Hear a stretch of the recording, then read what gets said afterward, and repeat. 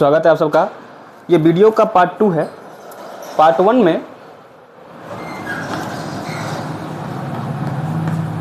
में हमने शीत युद्ध के दौर, क्यूबा के मिसाइल संकट, शीत युद्ध क्या है, इन सब के बारे में पढ़ लिया है। ये जो आपका देखिए हुआ क्या कि लाइट कट गई थी, इस कारण से जो है हम दूसरा पार्ट बना रहे हैं, तो हमने सोचे एक ही पार्ट में इसको कवर अप कर लेते हैं। पहला पार्ट आपका 1 घंटे के आसपास है, 1 आवर है। आप उसको कंप्लीट कर लीजिए। जो भी पार्ट 2 सीधे डायरेक्ट पार्ट 2 पे आ गए हैं वो पार्ट 1 को कंप्लीट कर लीजिए। पार्ट 1 में अच्छे ढंग से ये बताया गया है कि शीत युद्ध का दौर क्या था, ठीक है। कैसे पहला विश्व युद्ध के बाद दूसरा विश्व युद्ध हुआ, दूसरे विश्व युद्ध की समाप्ति के बाद कैसे शीत युद्ध का दौर का प्रारंभ हुआ, इसको हमने जो है पहले पार्ट 1 में पढ़ा दिया है। पार्ट 1 में आपका कवर हो गया है। पार्ट 2 में हम स्टार्ट करेंगे जहाँ से हमने पार्ट 1 को समाप्त किया था। यानी हमने पढ़ा था कि नाटो बना, नाटो के जवाब में नाटो किसने बना दिया, तो अमेरिकी गठबंधन ने बनाया। फिर हमने सोवियत गठबंधन आया था, सोवियत गठबंधन ने क्या किया, तो वार्सा संधि बनाई। कब बनाई, किस लिए बनाई, इन सब को हमने पढ़ा। फिर अमेरिका ने सीटो और सेंटो बनाया, और अच्छे ढंग से हम सीटो सेंटो के बारे में इस वीडियो में दोबारा से चर्चा करेंगे कि सीटो क्या था, सेंटो क्या था, नाटो ने क्या था और वार्सा क्या था। एक और बार हम आपको रिवाइज करवा देंगे। तो चलिए मैं मिटा रहा हूँ इसको, आप ज़रा ध्यान से। मैं फिर से पार्ट 2 में बात बोल रहा हूँ ये चीज़ कि नोट्स नहीं बना रहे हैं तो नोट्स बनाइए, ये बहुत ज़रूरी है। फिर से इस बात को रिपीट कर रहा हूँ, ये कहने की ज़रूरत वैसे नहीं होनी चाहिए, क्योंकि जो पढ़ने वाला बच्चा है, जो पढ़ रहा है, उससे तो ये पता होना चाहिए कि भाई जो मैं पढ़ रहा हूँ, मैं किसी भी टीचर का वीडियो देख रहा हूँ, वो मुझे क्या सिखा रहा है। अच्छा, मैंने शायद अपना परिचय नहीं दिया है। मेरा परिचय है माई सेल्फ अभिषेक कुमार साहू। मेरा नाम अभिषेक कुमार साहू है। आप जो हैं कभी भी नोट्स बनाइए तो जिस भी टीचर से पढ़ते हैं, पहली बात जिस भी टीचर से पढ़ते हैं उसका जो है आप नाम डाल दीजिए, किस डेट को पढ़े वो डेट डाल दीजिए कि इस डेट को, इस चैप्टर को हमने इस टीचर से पढ़ा था, ठीक है। ये ज़रा मतलब मेरा अपना सुझाव है, आपकी अपनी मर्जी है, करना नहीं करना वो आपके ऊपर है। हम ज़्यादा समय नहीं गंवाएंगे, हम डायरेक्ट चैप्टर पे आते हैं। मैं इसको मिटा रहा हूँ। चलिए स्टार्ट करते हैं दोबारा से। नाटो की स्थापना 1949 में, नाटो की स्थापना 1949 में 12 सदस्यों ने मिलकर कर दी थी। नाटो के जवाब में नाटो किसने बना लिया था, तो आपको पता है शीत युद्ध का दौर किसके बीच हुआ, किसके बीच हुआ था। 2 महाशक्ति कौन कौन थी भाई, 2 महाशक्ति आपका, एक अमेरिका है और एक सोवियत संघ है। तो नाटो किसका बना हुआ है, अमेरिका का। तो नाटो के जवाब के लिए वार्सा संधि बनाया गया। कब बनाया गया, तो 1955 में बनाया गया, 1955 में बनाया गया। अब हम उसी से आगे पढ़ाई करते हैं। मतलब अच्छा, मेरे पास जो है पहला ये बुक नहीं है, इस कारण से मैं फ़ोन में देख के पढ़ा रहा हूँ, लेकिन अगर आपके पास बुक है तो मेरे रीडिंग को वहाँ पर सुनिए, मैं सुन के वहाँ देखिए, जो इम्पोर्टेंस लगे उसको लाइनिंग करिए, या नहीं तो नोट्स बनाइए। सीधी बात जो मैं बोल रहा हूँ, और बैठ के आराम से पढ़िए। कुछ भी आपको ज़्यादा सोचने की ज़रूरत नहीं है। जो भी आप टॉपिक पढ़ रहे हैं उसको बस अच्छे ढंग से क्लियर करते हुए चलना है। चलिए स्टार्ट करते हैं। तो वार्सा संधि की स्थापना सन 1955 में हुई थी, और इसका मुख्य काम था नाटो में शामिल देशों का यूरोप में मुकाबला करना। जो सही मैंने बताया था, नाटो के विपक्ष में वार्सा संधि हुआ था। तो शीत युद्ध के दौरान अंतर्राष्ट्रीय गठबंधनों का निर्धारण महाशक्तियों की जरूरतों और छोटे देशों के लाभ हानि की गणित से होता था। जैसा कि ऊपर बताया गया है, महाशक्तियों के बीच तनातनी का मुख्य अखाड़ा यूरोप बना। कुछ एक मामलों में यह भी हुआ कि महाशक्तियों ने अपने अपने गुट में शामिल करने के लिए कुछ देशों पर अपनी ताकत का इस्तेमाल किया। पूर्वी यूरोप में सोवियत संघ की दखलंदाजी इसका उदाहरण है।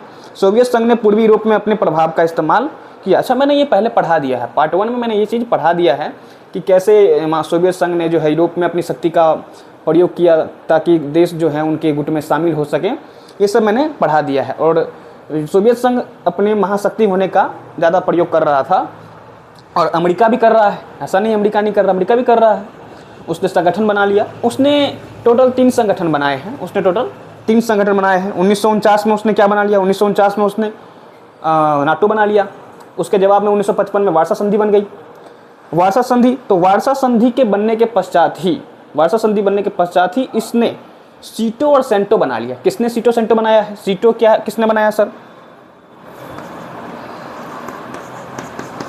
सीटो सेंटो किसने बना लिया सर, तो ये भी अमेरिका ने बनाया है। किसके जवाब में, तो सोवियत संघ क्या करे, अपन ज़्यादा देशों पे अपना प्रभाव स्थापित ना कर सके, इसलिए इसने गठबंधन का रास्ता अपनाया। तो ये आपका साउथ में है, साउथ ईस्ट एशिया है, साउथ ईस्ट एशिया है, और ये सेंट्रल एशिया है। सेंट्रल एशिया और साउथ ईस्ट एशिया में इसने अपना संगठन बना लिया ताकि इन देशों पर जो है सोवियत संघ अपना प्रभाव ना डाल सके। चलिए आगे देखते हैं। इसके जवाब में सोवियत संघ तथा साम्यवादी, अच्छा, जब अमेरिका ने सीटो और सेंटो संगठन बना लिया है ना, जब अमेरिका ने सीटो और सेंटो संगठन बना लिया, तो इसके जवाब में, यानी इसके देखिए, नाटो के जवाब में वार्सा और सीटो सेंटो के जवाब में क्या किया, तो सोवियत संघ और चीन जो हाल ही में आज़ाद हुआ था, हमारा देश भारत भी आज़ाद हुआ था उसी टाइम के आसपास में, 1945 के बाद 1947, आपको पता है 15 अगस्त 1947 को our country was free from British rule. देखिए, तो आगे देखते हैं, यहाँ पर बोल रहा है कि इसके जवाब में सोवियत संघ तथा साम्यवादी चीन ने इस क्षेत्र के देशों मसलन उत्तरी वियतनाम, उत्तरी कोरिया और इराक के साथ अपने संबंध मजबूत किए, यानी ये देश भी ज़्यादा हरकत ना कर सके, इसके लिए इसके आसपास के देशों के साथ अपने रिश्ते को मजबूत कर लिया। किसने, तो चीन ने, साम्यवादी चीन ने किया, सोवियत संघ ने कर लिया, है ना। आगे देखिए, शीत युद्ध के कारण विश्व के सामने दो गुटों के बीच बंट जाने का खतरा पैदा हो गया था। ऐसी स्थिति में औपनिवेशिक शासन मसलन ब्रिटेन और फ्रांस के चुंगल से मुक्त हुए नव स्वतंत्र देशों को चिंता हुई कि कहीं वे अपनी आज़ादी को पाने के साथ खोना बैठे। गठबंधन में भेद पैदा हुए और बड़ी जल्दी उनमें दरार पड़ी। साम्यवादी चीन 1950 के दशक के उत्तरार्ध में सोवियत संघ से अनबन हो गई। सन 1969 में इन दोनों के बीच एक भूभाग पर आधिपत्य को लेकर छोटा सा युद्ध भी हुआ। इस दौर की एक महत्वपूर्ण घटना गुट निरपेक्ष आंदोलन का विकास है। इस आंदोलन ने नव स्वतंत्र राष्ट्रों को दो ध्रुवीय विश्व की गुटबाजी से अलग कर रहने का मौका दिया।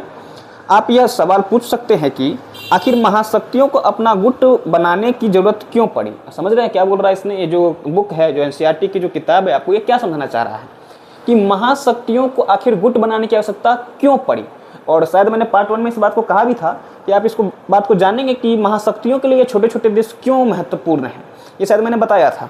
यहाँ पर देखिए बोल रहा है, और आप इस बात पे बिल्कुल बेफिक्र रहिए कि सर कोई चीज़ समझ में नहीं आया, हर चीज़ समझ में आएगा, बस आपका ध्यान मेरी बातों पे होना चाहिए।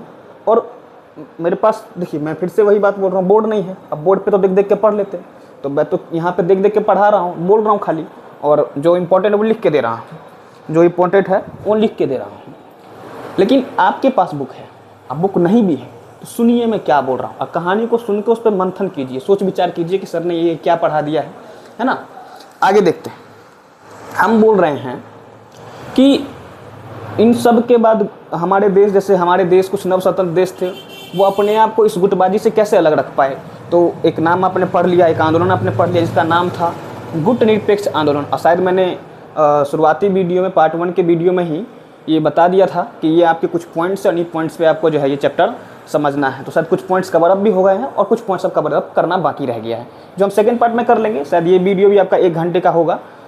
देखिए, समय की कोई दिक्कत नहीं है, 10 मिनट 15 मिनट वीडियो ज़्यादा बड़ा बने इससे कोई प्रभाव नहीं पड़ता है, कोई प्रभाव नहीं पड़ता है। आप समझ रहे हैं कि नहीं समझ रहे हैं, इससे मतलब है, ठीक है। शॉर्ट वीडियोज़ और नॉर्मल स्किप वीडियो करके आप नहीं पढ़ पाइएगा, सो हम पहले ही बता रहे हैं। क्योंकि भाई सीधे बात समझ लीजिए, बच्चे पढ़ रहे हैं और आपसे धुरंधर बच्चे पढ़ रहे हैं। चलिए, तो टॉपिक है, टॉपिक ये है, मैं इसको मिटा रहा हूँ, इसको उतारिएगा। जो मैं ये जो टॉपिक लिखवाने वाला हूँ इसको उतार लीजिएगा, क्योंकि मैं मेहनत कर रहा हूँ तो आपको भी मेहनत तो करनी पड़ेगी। देखिए, छोटे देश महाशक्तियों के लिए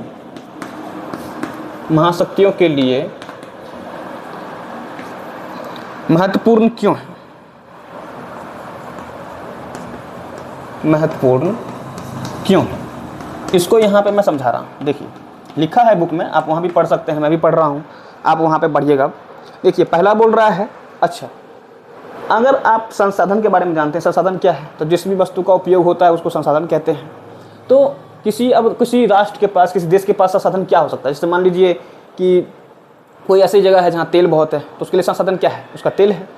कोई ऐसी जगह है जहाँ पे सोना बहुत मिलता है, तो उसका संसाधन क्या है, सोना है। किसी जगह पे लोहा कोयला मिल रहा है, तो उसका संसाधन क्या है, कोयला है। तो ये संसाधन राष्ट्र के लिए है, ये संसाधन किसके लिए है? राष्ट्र के लिए है। अब समझिए इस बात को। तो महत्वपूर्ण संसाधन, तो ये जो बड़ी बड़ी शक्तियाँ हैं, बड़ी बड़ी शक्तियाँ, इनके लिए जो देश जो हैं वो महत्वपूर्ण किस लिए हैं?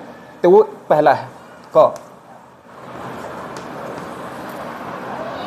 महत्वपूर्ण संसाधनों के लिए, संसाधनों के लिए, महत्वपूर्ण संसाधन के लिए। जैसे कि सर कौन से संसाधन? जैसे कि अभी मैंने बताया भी था, तेल ले लीजिए और खनिज ले लीजिए। खनिज तो पता है सर आपको, लोहा, कोयला, सोना, ये सब खनिज में आ जाता है। ख आपका है, फिर ख क्या है? सैनिक ठिकाने। सैनिक ठिकाने, मुझे पता है समझ नहीं आया कि सर ये सैनिक ठिकाने क्या है, मैं समझाता हूँ, पहले लिख लूँ जल्दी। सैनिक ठिकाने जहाँ से महाशक्तियाँ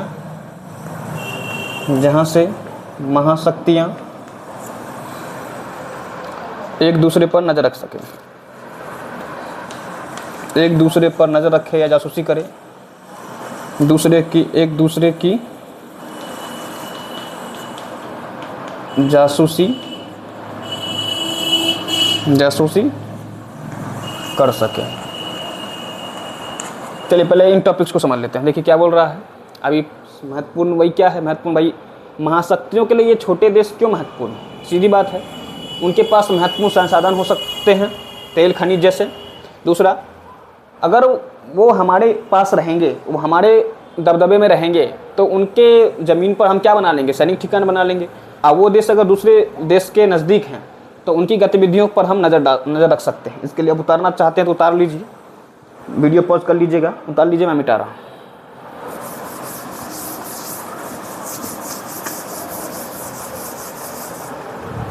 अगला क्या है? अगला है भू क्षेत्र। अगला है भू क्षेत्र। वैसे ये दूसरा था, मैंने इसको तीसरा कर दिया है, भू क्षेत्र, ताकि यहाँ से महाशक्तियाँ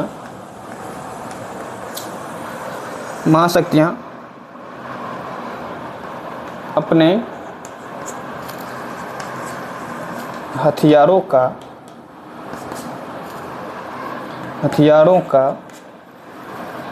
सेना का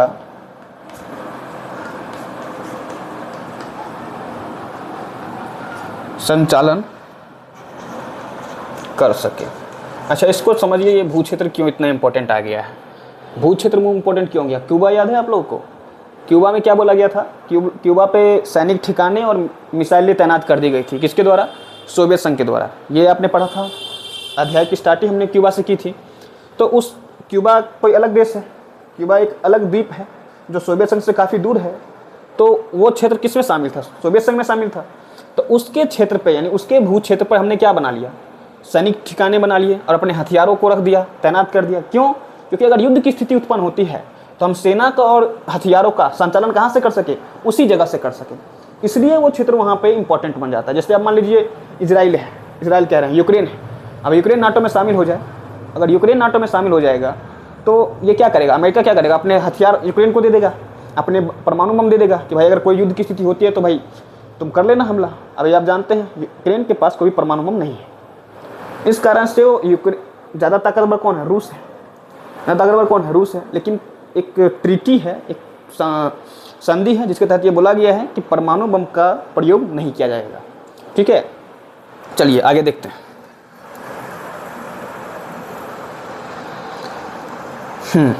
तो ये समझ में आ गया भू क्षेत्र क्यों इतना इंपॉर्टेंट था महाशक्तियों के लिए। आगे देखते हैं आर्थिक मदद। अगला है आर्थिक मदद, घ।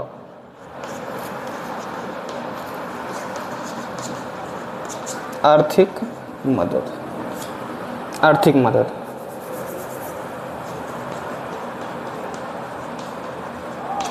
आर्थिक मदद क्या बोल रहा है? जिसमें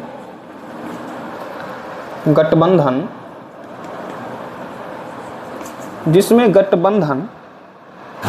में शामिल बहुत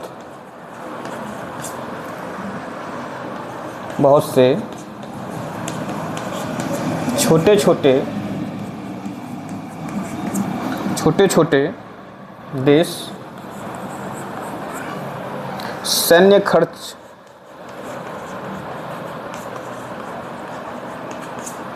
खर्च वहन करने में मददगार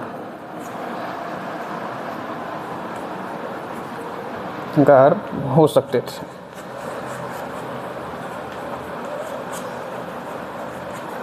समझिए क्या बोल रहा है, आर्थिक मदद, यानी यहाँ पर मैं लिख रखा हूँ, आप इसको पढ़ के समझ सकते हैं।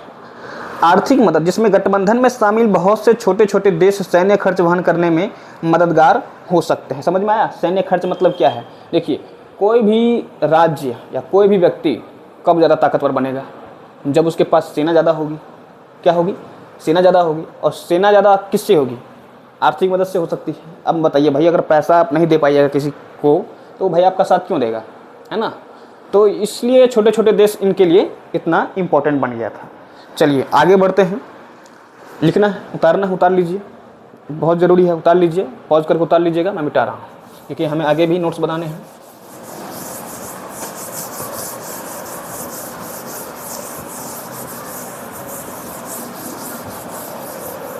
चलिए आगे देखते हैं। ये ऐसे कारण थे जो छोटे देशों को महाशक्तियों के लिए जरूरी बना देते हैं। विचारधारा के कारण भी ये देश महत्वपूर्ण थे।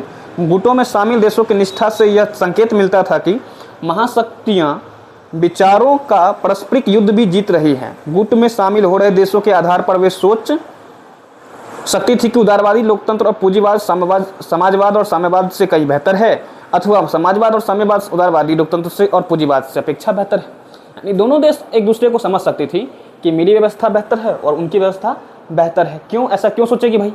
तो उनके देशों में जो नए देश शामिल हो रहे थे, उनके गुट में जो नए देश शामिल हो रहे थे, उनको लग रहा था ये नए देश हमारे विचारधारा से प्रभावित होकर शामिल हो रहे हैं। समझ में आ रहा है? चलिए आगे देखते हैं। तो यहाँ पर हमने जो है काफ़ी कुछ सीख लिया। हमने वीडियो की शुरुआत की थी शीत युद्ध के दौर की शुरुआत हमने की थी क्यूबा के मिसाइल संकट से, और हम काफ़ी आगे आ चुके हैं। अब हम देखते हैं शीत युद्ध के दायरे क्या रहे, यानी शीत युद्ध का दायरा क्या रहा। इसको हम जरा इस टॉपिक को, ये भी टॉपिक था शीत युद्ध के दायरे। इसको अच्छा, इस बात से बिल्कुल बेफिक्र रहिए, जब हमारा ये आपका ख़त्म हो जाएगा पूरा लेक्चर, जो थ्योरी जो पढ़ाना का ख़त्म हो जाएगा, तो हम आपको जो है ऑब्जेक्टिव बाय क्वेश्चंस मिनिमम बुक्स 20 आप अपना रिवाइज़ कीजिएगा नोट्स से।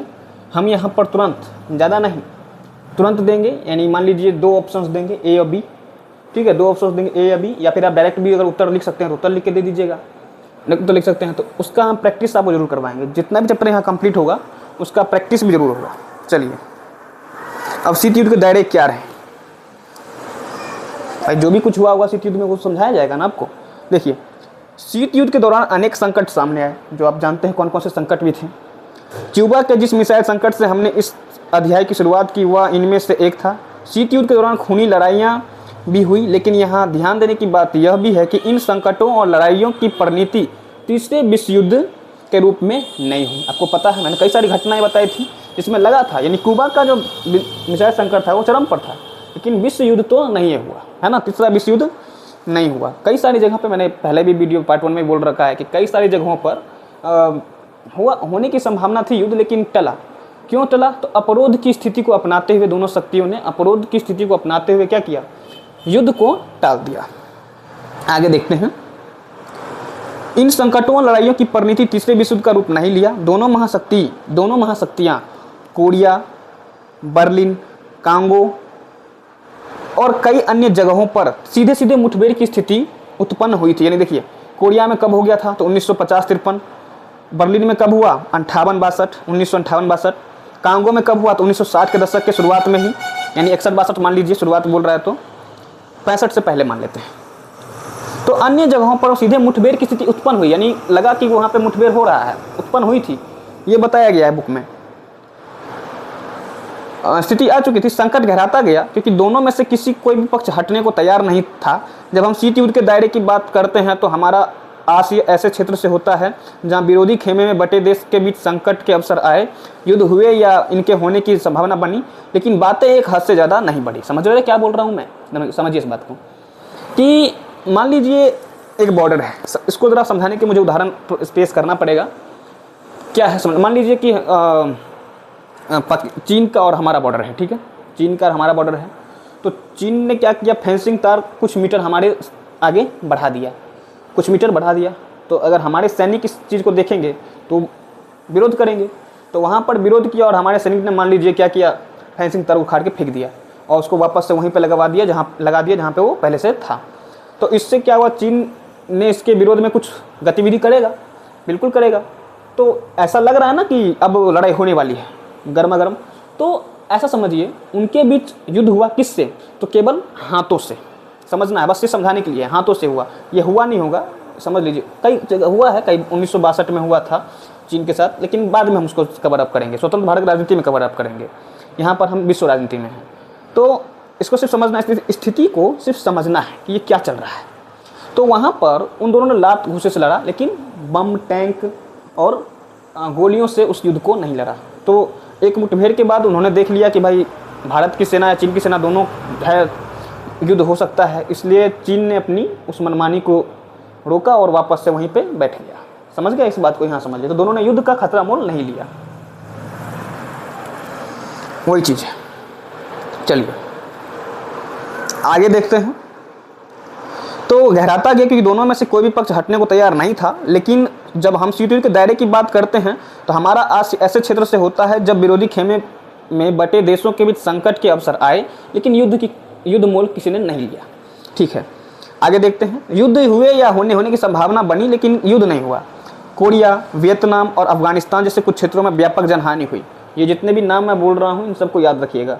ये नाम क्या है आपका? है वियतनाम, कोरिया और अफगानिस्तान। यहाँ पर जनहानि हुई है। यहाँ पर युद्ध मतलब ऐसा हुआ कि जनहानि भी हुई, लेकिन विध्वंसक युद्ध तो नहीं हुआ है। जैसे कुछ क्षेत्रों में व्यापक जनहानि हुई, लेकिन विश्व परमाणु युद्ध से बचा रहा और वैमनस्य विश्वव्यापी नहीं हो पाया। कई बार ऐसे अवसर आए जब दोनों महाशक्तियों के बीच राजनयिक संवाद जारी नहीं रहा। राजनयिक संवाद में समझ रहे हैं, बातचीत हो रही थी लेकिन जारी नहीं रह पाया, दूसरे देशों के साथ जारी नहीं रह पाया। इससे दोनों के बीच गलत फहमियाँ बढ़ी। समझ रहे, मतलब मान लीजिए कि अभी बातचीत चल रही थी और फिर कुछ समय बाद बातचीत बंद हो गई, तो वो एक दूसरे को किसी एक ऐसे मत में समर्थन कर रहे थे, एक ऐसा मत आया जो दोनों में समर्थन थे, लेकिन फिर क्या हुआ, उनके बातचीत बंद हो गई, संवाद बंद हो गया। तो उनमें अब क्या बनेगी भाई बताओ?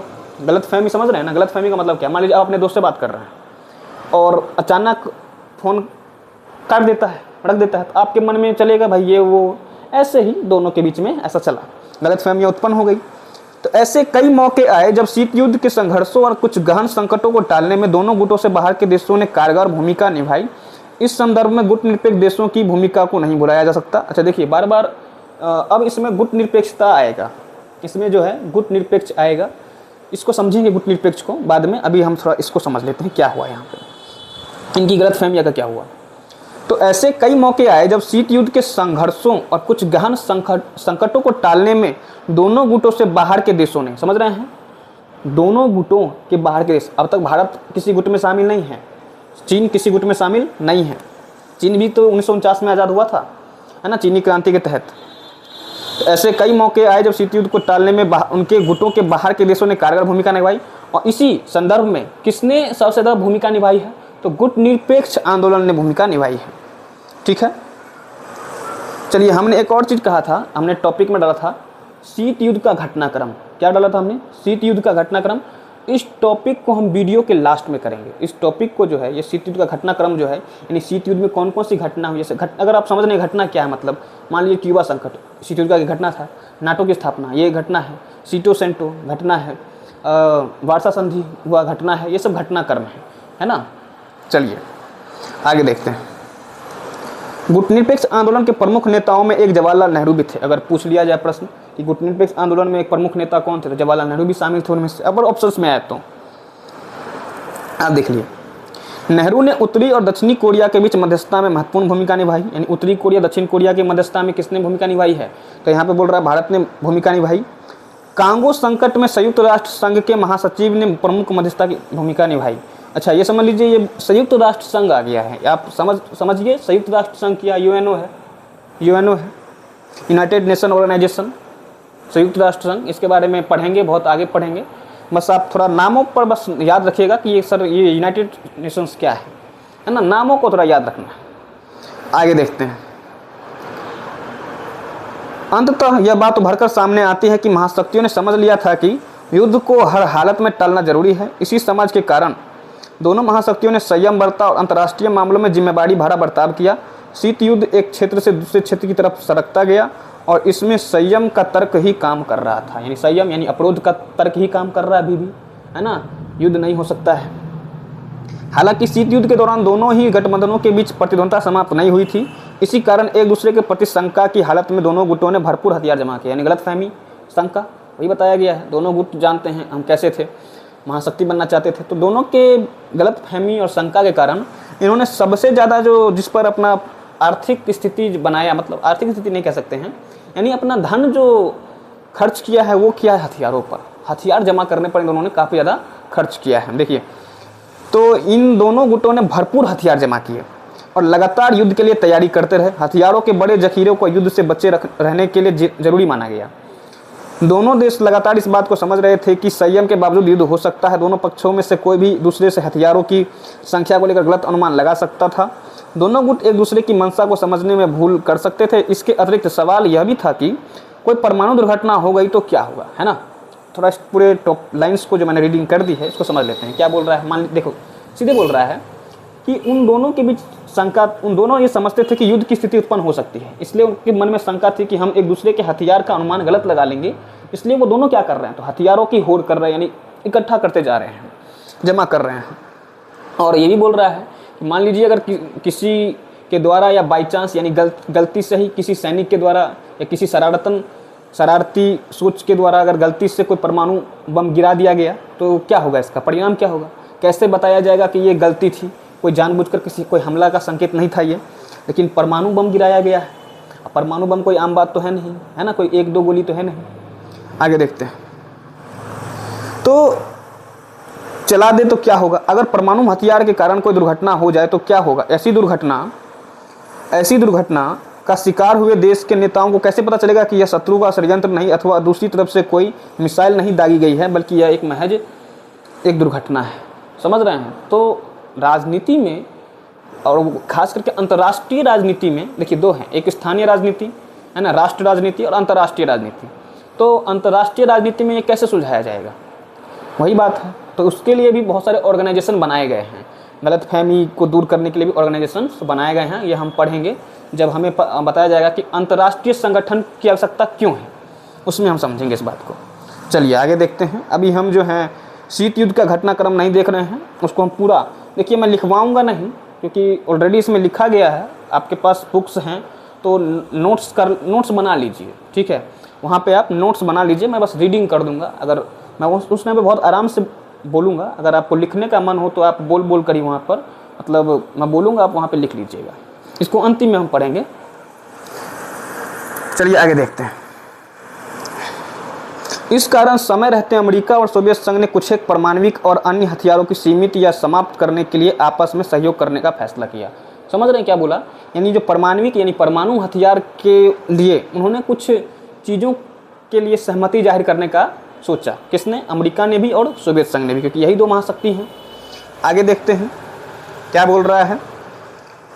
अस्त्र नियंत्रण द्वारा हथियारों की होड़ पर लगाम कसी जा सकती थी। क्या बोला, अस्त्र नियंत्रण, यानी हथियार जो हम जमा कर रहे हैं उसको रोकना जरूरी था। पहली बात तो ये है ना, उसको रोकना जरूरी था, इसलिए अस्त्र नियंत्रण के लिए उन्होंने कुछ कदम उठाए हैं। देखिए क्या बोल रहा है। अस्त्र नियंत्रण द्वारा हथियारों की होड़ पर लगाम कसी जा सकती है, उसमें स्थायी संतुलन लाया जा सकता है। ऐसे प्रयास की शुरुआत सन 1960 के दशक के उत्तरार्ध में हुई और एक दशक के भीतर दोनों पक्षों ने 3 अहम समझौते पर दस्तखत किए। देखिए 3 समझौते पर दस्तखत हो गया है। कौन कौन से वो हैं देख लीजिए। ये संधियां थी परमाणु परीक्षण प्रतिबंध संधि। क्या बोला, परमाणु परीक्षण प्रतिबंध संधि, यानी कोई भी परमाणु का परीक्षण नहीं किया जा सकता है। इस संधि के तहत कोई भी राष्ट्र परमाणु परीक्षण नहीं करेगा।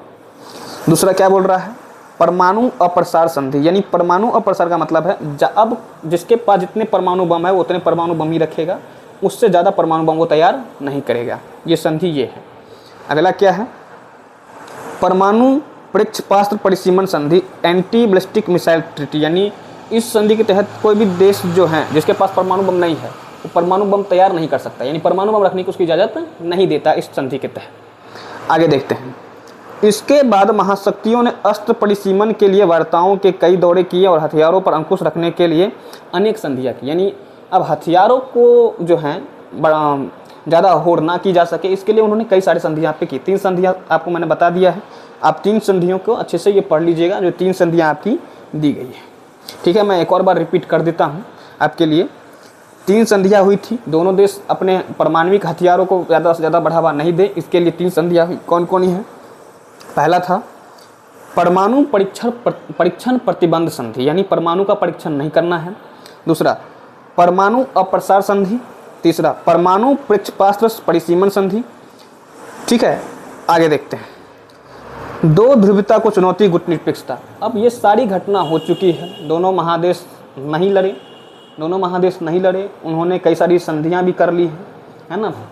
अब इसमें गुट निरपेक्ष ने चुनौती कैसे दी? इस 2 ध्रुवीय को, जो 2 ध्रुवीय बन गया है, जो महाशक्ति बन गया है, 2 ध्रुवीय जो बन गया है, इसको चुनौती दी गई। किसके द्वारा दी गई?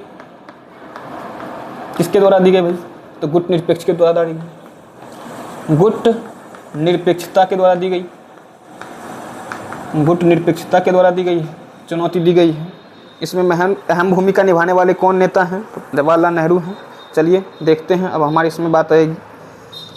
देखिए, जवाहरलाल नेहरू जी ने ये जो गुट निरपेक्ष आंदोलन का जो सोचा, ये हमारे भारत के जो विदेश संबंध थे उसमें एक अहम भूमिका के रूप में उभरा। सोच के देखिए, भारत जिन हालातों में आज़ाद हुआ था, हम पढ़ेंगे इस बारे में कि स्वतंत्र भारत की राजनीति में हम पढ़ेंगे कि भारत किन, अगर आपने थोड़ा बहुत लोगों से सुना भी हो, अब जैसे हमेशा से चलता आ रहा है, न्यूज़ में आप फ़ोन चलाते हैं, बहुत सारी चीज़ें देखते हैं, शायद आज़ादी के बारे में भी सुन लिए होंगे कहीं ना कहीं से। तो जिन स्थितियों में देश आज़ाद हुआ था, उन स्थितियों में पंडित नेहरू ने जिस सूझबूझ समझदारी का जो प्रमाण दिया है वो कई मतलब विश्वसनीय नहीं है ना। ये बड़ा ही समझदारी भरा निर्णय होता है उस समय के लिए। चलिए, और तारीफ़ के काबिल हैं वो लोग। अच्छा, साइड में कुछ नेता हैं आपके, गुट निरपेक्ष आंदोलन के नेता हैं, साइड में दिया गया है बुक में, अगर आप पढ़िए। 2 ध्रुवीय की चुनौती गुट निरपेक्षता, अगर ये टॉपिक देख रहे हैं तो उसके बाईं ओर देखिए, लेफ्ट साइड में देखिए, 2 नेता हैं आपके। एक का नाम है जोसेफ ब्रोज टिटो, दूसरे का नाम है जवाहरलाल नेहरू। देखिए यहाँ पे क्या बोल रहा है, 1892 से 1980 यूगोस्लाविया के शासक, कब से कब तक? यूगोस्लाविया के शासक ये कब से कब तक है? तो 40 से 80। ऊपर वाला उनका जन्म है, नीचे वाला उनके शासक समय की बात बता रहा है। 1940 से 80 यानी 40 साल तक शासन हुआ है। दूसरे विश्व युद्ध में जर्मनी के खिलाफ लड़े हैं, यानी मित्र राष्ट्र में थे। साम्यवादी सोवियत संघ से दूरी बनाए रखी, यूगोस्लाविया में एकता कायम की। जवाहरलाल नेहरू जन्म ये रहा, भारत के पहले प्रधानमंत्री रहे, 1947 से 64 तक प्रधानमंत्री रहे हैं। एशियाई एकता, औपनिवेशीकरण और निशस्त्रीकरण के प्रयास किए और विश्व शांति के लिए शांतिपूर्ण सहअस्तित्व की वकालत की, यानी उन्होंने जो अपनी विदेश नीति में जो रखा कि शांतिपूर्ण सहअस्तित्व बना रहे सबका, ये उनकी विचार बताता है। चलिए आगे देखते हैं कि 2 ध्रुवीयता को चुनौती गुट निरपेक्षता ने कैसे दी। देखिए, हम देख चुके हैं कि किस तरह शीत युद्ध की वजह से विश्व 2 प्रतिनिधि गुटों में बंट रहा था। इसी संदर्भ में गुट निरपेक्ष ने एशिया, अफ्रीका और लातिनी अमेरिका के नव स्वतंत्र देशों को एक तीसरा विकल्प दिया। समझ रहे हैं क्या बोला? एक तीसरा विकल्प दिया। किन देशों को? तो दिया गया है एशिया के कुछ देश, अफ्रीका के कुछ देश और लातिनी अमेरिका के नव स्वतंत्र देशों बोल रहा है, ध्यान दीजिए, प्रत्येक शब्द पे आपको ध्यान देना है। एशिया यानी सिर्फ भारत नहीं, कई सारे देश आते हैं। अफ्रीका, उसमें भी कई सारे देश आते हैं। फिर आपका जो है लातिनी अमेरिका, ठीक है। नव स्वतंत्र देशों को एक तीसरा विकल्प दिया। यह विकल्प था दोनों महाशक्तियों के गुटों से अलग रहने का। क्या था भाई? दोनों महाशक्तियों से अलग रहने का, ठीक है। चलिए आगे देखते हैं। गुटनिरपेक्ष आंदोलन की जड़ में यूगोस्लाविया के जोसेफ ब्रोज टिटो, भारत के जवाहरलाल नेहरू और मिस्र के गमाल अब्दुल नासिर की दोस्ती थी। यानी ये जो गुटनिरपेक्ष आंदोलन की जो जड़ थी वो 3 नेताओं की थी। पहले नेता हैं, समझ लेते हैं, मैं लिख देता हूँ, इसको आप लिख लीजिएगा। गुटनिरपेक्ष आंदोलन के जड़ 3 नेताओं के जो जड़ हैं वो 3 नेताओं से हैं। कौन कौन है सर, देख लीजिए। 3 नेताओं से हैं। पहले हैं यूगोस्लाविया से,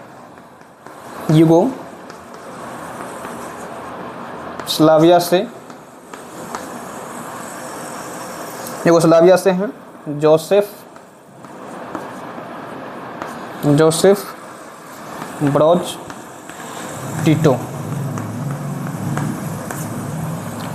फिर भारत से जवाहरलाल नेहरू जी हैं।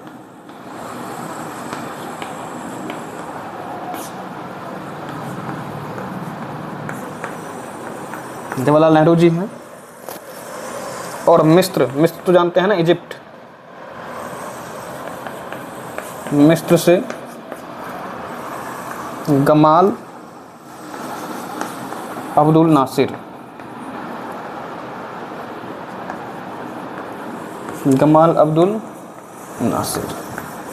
उतार लीजिएगा, ज़रूरी है आपके लिए।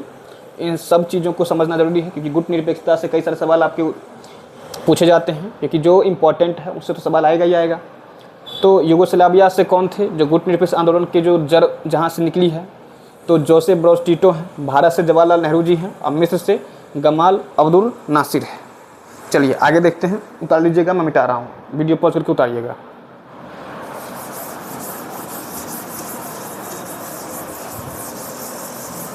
चलिए आगे देखते हैं क्या बोल रहा है। इन तीनों ने सन 1956 में एक सफल बैठक की। इंडोनेशिया के सुकर्नो और घाना के वामो एंड क्रुमा ने इनका जोरदार समर्थन किया। यानी एक बैठक हुई थी 1956 में और उस बैठक में सफलता मिली। क्यों? क्योंकि समर्थन मिला। बैठक का मतलब क्या है? बैठक सफल का मतलब क्या है कि भाई समर्थन मिला तब ना सफल हुआ। वही चीज़ यहाँ बोल रहा है। तो 56 में बैठक हुई थी और उसमें सफलता मिली। किसने साथ दिया? तो इंडोनेशिया के सुकर्नो ने और घाना के वामे एंड क्रुमा ने जोरदार समर्थन किया। ये 5 नेता गुटनिरपेक्ष आंदोलन के संस्थापक कहलाए। अगर पूछ लिया जाए कि कौन 3 नेताओं के नाम लिखिए या 5 नेताओं के नाम लिखिए जो गुटनिरपेक्ष आंदोलन के संस्थापक हैं, तो नाम याद रखिएगा। पहला कौन है? Joseph Broz Tito. दूसरा कौन है? जवाहरलाल नेहरू जी। तीसरा कौन है ना, गमाल अब्दुल नासिर। चौथा कौन है आपके यहाँ पे? बोल सुकर्नो है। और 5वां कौन है? वामे एंड क्रुमा है ना। ये गुटनिरपेक्ष आंदोलन के संस्थापक कहलाए। पहला गुटनिरपेक्ष सम्मेलन बैठक नहीं, सम्मेलन।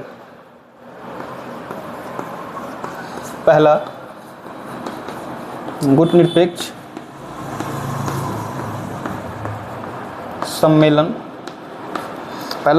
सम्मेलन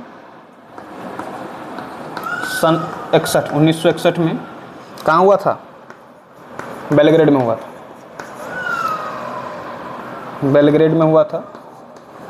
सन 1961 बेलग्रेड में हुआ। बैठक पूछे तो 1956 बताइएगा। यह सम्मेलन कम से कम 3 बातों की परिणति था। समझ में आ रहा क्या बोल रहा हूँ मैं? इस सम्मेलन को समझिए और गंभीरता से समझिए। मजाक मस्ती नहीं चल रही है। पढ़ाई कोई मजाक मस्ती नहीं है, ठीक है? पढ़ाई से कोई मजाक मस्ती करना ही नहीं है। पढ़ाई कोई काम है। क्या काम है? पढ़ाई करना। करिए, बस सीधी बात है। क्या बोल रहा है? इस सम्मेलन में 3 बातों की परिणति रही। वो 3 बातें क्या हैं? तो इन 5 देशों के बीच सहयोग। ये 5 देश क्या करेंगे? एक दूसरे का सहयोग करेंगे। यानी ये नहीं कि अभी हम बोल रहे हैं इस बैठक में, सम्मेलन में, और बाद में जाकर मुँह कर जाएंगे। नहीं, ऐसा नहीं करना है। हमें सम्मेलन किया है और हम सहमत हैं तो हमें सहयोग भी करना है। तो पहली चीज़ रही कि सहयोग होगी। दूसरी क्या है? शीत युद्ध का प्रसार और इसके बढ़ते हुए दायरे और अंतर्राष्ट्रीय फलक पर बहुत से नव स्वतंत्र अफ्रीकी देशों का नाटकीय उदय। 1960 तक संयुक्त राष्ट्र संघ में 16 नए अफ्रीकी देश बतौर सदस्य शामिल हो चुके थे। फिर से आप संयुक्त राष्ट्र संघ समझ रहे हैं, है ना? फिर से एक चीज़ आ गया, संयुक्त राष्ट्र संघ। हम इसके बारे में अच्छे से समझाएंगे उस टाइम पे जब संयुक्त राष्ट्र संघ के बारे में पढ़ना होगा, जब अंतर्राष्ट्रीय संगठनों के बारे में पढ़ना होगा, तो उस टाइम पे हम और बहुत अच्छे विस्तारित रूप से आपको वहाँ पे इस सब चीज़ों के बारे में समझाएंगे। ठीक है, अगर आपको कुछ पूछना है, डाउट रह गया तो आप ज़रूर कमेंट बॉक्स में हमको बताइएगा कि सर वो चीज़ समझ नहीं आया, वो चीज़ समझ में नहीं आया, क्योंकि हम उसको अगर होगा, जैसे मान लीजिए कि हम इसके ऊपर जो वीडियो बनाएंगे, जो आपका टेस्ट वीडियो होगा, इसमें हम सवालों ऑब्जेक्टिव क्वेश्चंस करवाएंगे, तो वहाँ पर आपके जो डाउट्स होंगे उसको शायद कवर अप भी कर सकते हैं हम लोग। ठीक है, तो आगे देखते हैं। अंतर्राष्ट्रीय फलक पर बहुत नवस्वतंत्र अफ्रीकी देशों का नाटकीय उदय। 1960 तक संयुक्त राष्ट्र संघ में 16 नए अफ्रीकी देश बतौर सदस्य शामिल हो चुके थे। तो यानी क्या बोला गया, 3 परिधि क्या रही, शीत युद्ध का प्रसार और इसके बढ़ते हुए दायरे। यानी जो शीत युद्ध का प्रसार हो रहा था, है ना, शीत युद्ध का प्रसार, इसकी भनक किसको थी, सभी देशों को थी, नवस्वतंत्र देशों को भी थी। ठीक, और तीसरी थी कि 1960 में जो 16 नए देश जो हैं, मतलब अफ्रीका के जो देश, अफ्रीका एक महाद्वीप है, वो पता है ना, अफ्रीका जो है आपका एक महाद्वीप है। मेरे पास नक्शा है, साइड में लगा हुआ है, कभी होगा तो मैं आपको, इधर विश्व का नक्शा है, इधर आपका भारत का नक्शा है, अगर कभी होगा तो हम इन नक्शों के बारे में भी अच्छे से समझने का प्रयास करेंगे। फिलहाल हम जो है इस चैप्टर को कवर अप कर लेते हैं, शायद ख़त्म ही होने वाला है, ज़्यादा लंबा नहीं खींचेंगे। चलिए देखते हैं। पहले गुटनिरपेक्ष सम्मेलन में 25 सदस्य देश शामिल हुए। कितने सदस्य शामिल हुए भाई? पहले गुटनिरपेक्ष सम्मेलन में 25 सदस्य। पहला गुटनिरपेक्ष सम्मेलन में कितने सदस्य? 25 सदस्य हुआ। पहले गुटनिरपेक्ष सम्मेलन में कितने? पहला गुटनिरपेक्ष सम्मेलन में 25 सदस्य शामिल हुआ। समय गुजरने के साथ गुटनिरपेक्ष आंदोलन के सदस्य की संख्या बढ़ती गई। 2006 में हवाना, क्यूबा में हुए 14वें सम्मेलन में 116 सदस्य देशों। अच्छा, ये सम्मेलन के बारे में जब आपको बहुत गंभीरता लेना है, सम्मेलन के बारे में आपको बहुत गंभीरता लेना है। क्या बोल रहा है? पहला सम्मेलन कब हुआ? 61 में। कहाँ हुआ? बेलग्रेड में। कितने सदस्य थे? 25। फिर बोल रहा है क्यूबा में हुआ 14वां सम्मेलन। 14वां सम्मेलन यानी जो 14th सम्मेलन था, 14वां सम्मेलन था किसका? गुटनिरपेक्ष का सम्मेलन जो था, गुटनिरपेक्ष आंदोलन का सम्मेलन था, 14वां सम्मेलन कहाँ हुआ था? क्यूबा में हुआ था। क्यूबा में जो हुआ था, कब हुआ था? तो ये क्यूबा कहाँ है? तो हवाना में है। कब हुआ था सर? तो ये 2006 में हुआ था। ये 2006 में हुआ था। 2006 में हवाना में हुए 14वें सम्मेलन में कितने सदस्य थे? तो 116 सदस्य थे। 116 सदस्य थे। 2006 14वां सम्मेलन क्यूबा में, हवाना के क्यूबा में, क्यूबा हवाना 116 सदस्य हुए थे और 15 पर्यवेक्षक देश शामिल थे। और 15 देश और भी थे जो पर्यवेक्षक थे। 15 देश, 15 देश पर्यवेक्षक देश शामिल थे।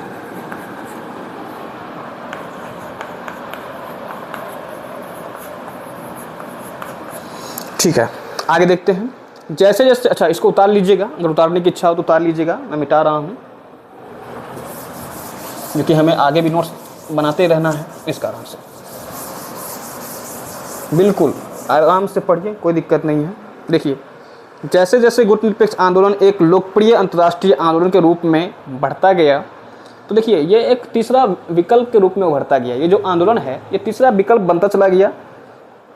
किनके लिए? जो देश दोनों गुटों से अलग रहना चाहते थे उनके लिए, है ना। आगे देखते हैं। तो लोकप्रिय अंतर्राष्ट्रीय आंदोलन के रूप में बढ़ता गया। वैसे वैसे इसमें विभिन्न राजनीतिक प्रणाली और अलग अलग हितों के देश शामिल होते गए। इससे गुटनिरपेक्ष आंदोलन के मूल स्वरूप में बदलाव आया। इसी कारण गुटनिरपेक्ष आंदोलन की सटीक परिभाषा कर पाना कुछ मुश्किल है। वास्तव में यह आंदोलन है क्या? दरअसल यह आंदोलन क्या नहीं है, यह बात इसकी परिभाषा करना ज़्यादा सरल है। यह महाशक्तियों के गुटों में शामिल न होने का आंदोलन है।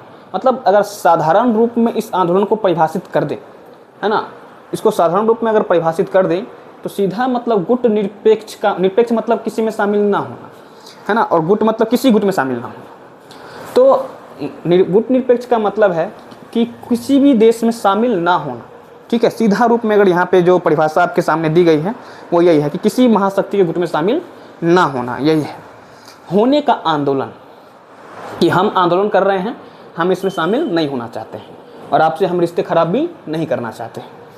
तो महाशक्तियों के गुटों से अलग रहने की इस नीति का मतलब यह नहीं है कि इस आंदोलन से जुड़े देश अपने को अंतर्राष्ट्रीय मामलों से अलग थलग रखते हैं या तटस्थता का पालन करते हैं। गुटनिरपेक्ष का मतलब पृथकतावाद नहीं। पृथकतावाद का अर्थ होता है, अच्छा ये पृथकतावाद आया है, एक शब्द आया है और शब्द का एक परिभाषा है ना, शब्द का एक क्या है, परिभाषा है। और यहाँ पर जो ये नेता हैं जो गुटनिरपेक्ष आंदोलन को संचालित कर रहे हैं, वो कह रहे हैं कि हम अपने आप को अंतर्राष्ट्रीय मामलों से अलग थलग नहीं मानते हैं, लेकिन हम उन गुटों से बचना चाहते हैं जिससे हमें खतरा है ना, उनके हितों को, उनके जो राष्ट्र के हितों को खतरा है, इस कारण से। चलिए आगे देखते हैं। पृथकतावाद नहीं है, यानी हम किसी गुट से पृथकता मतलब अपने आप को अंतर्राष्ट्रीय मामलों से पृथकता नहीं रखते हैं, पृथक नहीं रहते, अलग नहीं मानते हैं। उसका मतलब क्या है, यहाँ पे देख लीजिए। पृथकतावाद का अर्थ होता है अपने को अंतर्राष्ट्रीय मामलों से काट कर रखना। इसको मैं लिख देता हूँ, आप लिख लीजिएगा।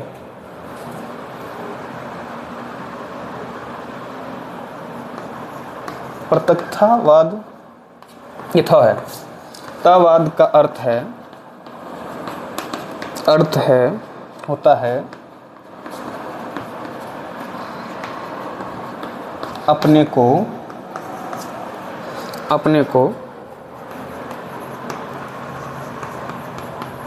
अंतर्राष्ट्रीय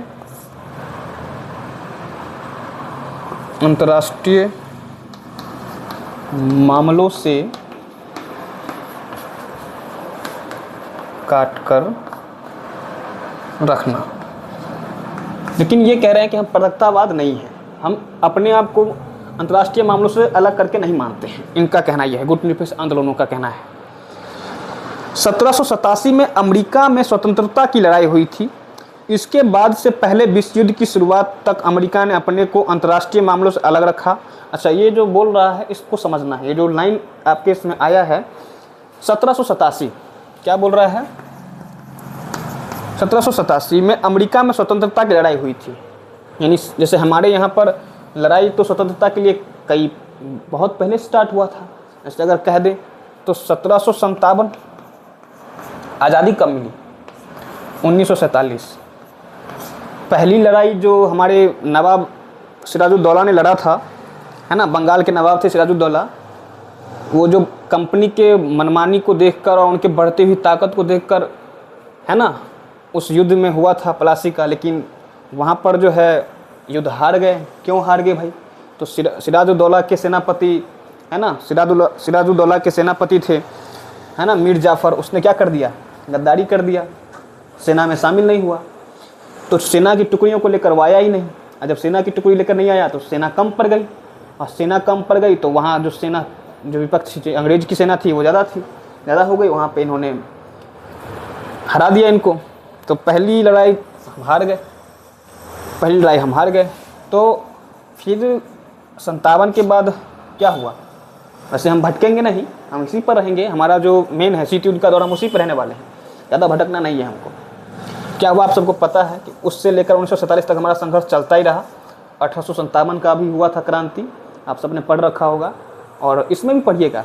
इसके मैं खुद भी पढ़ाऊँगा, आपको अच्छे ढंग से विस्तारित रूप से पढ़ाऊँगा। जब इतिहास का हम लेक्चर लेंगे तब 1857 की क्रांति, उसमें भी सफलता नहीं मिली। फिर उसके बाद हम उसके आगे लड़ते गए तो गांधी जी आए। गांधी जी ने, है ना, सत्य का मार्ग अपनाया। उन्होंने आंदोलन कई सारे किए और उन्हीं आंदोलनों के तहत हम आज़ाद हुए हैं। चलिए आगे बढ़ते हैं हम लोग। तो 1787 में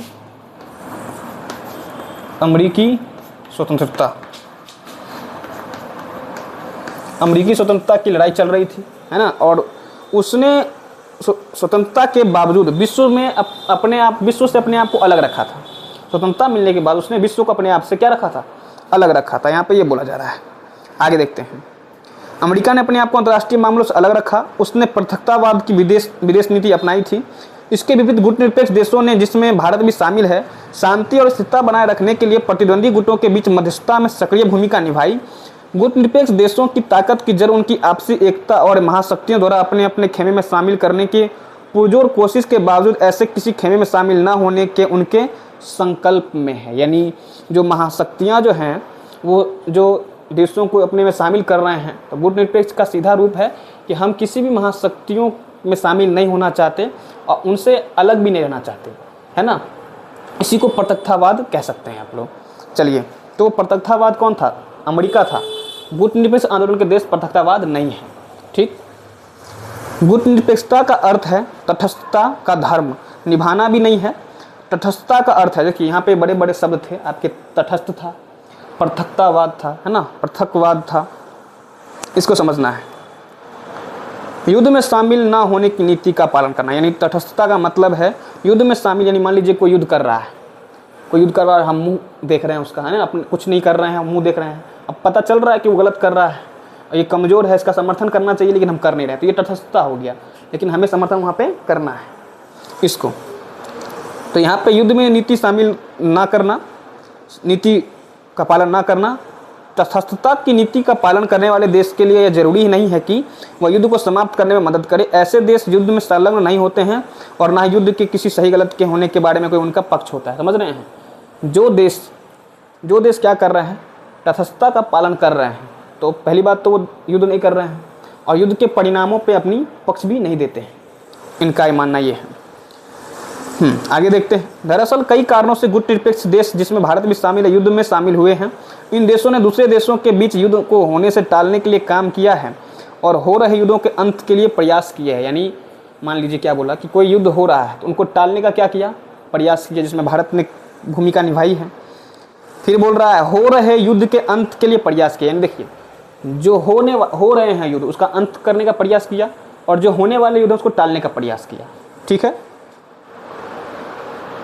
अब नव अंतर्राष्ट्रीय आर्थिक व्यवस्था, अब क्या बोला गया भाई, देख लो। नव